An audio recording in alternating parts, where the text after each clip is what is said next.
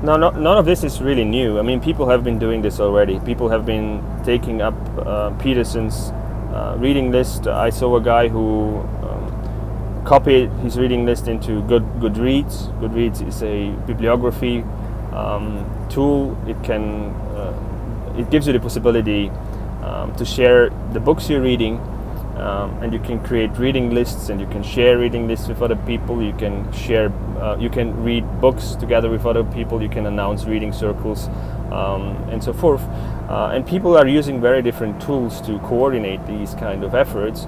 Anything from, again, from Meetup to Goodreads. There are many tools out there to create such reading and study circles, but what doesn't exist so far is there is no coordinated effort.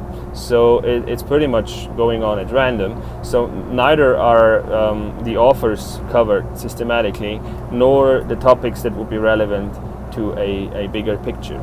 And I think that would be the job of the community that you guys want to build. I think the job will be to coordinate these learning efforts, and as a first step, it actually would suffice to just create a page with basic links to the individual groups. I maybe would even leave it to the individual groups to use the software that they prefer. I'm not aware of any kind of meta tool, so to say, which would replace all the functionality of the individual tools.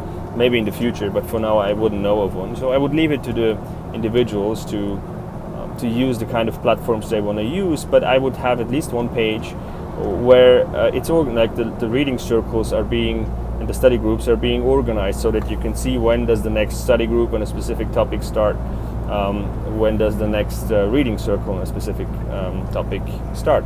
And I would cover at least two different things. One thing is the topics that are relevant to the bigger picture. So topics like attention, you have to learn about attention if you want to know about yourself.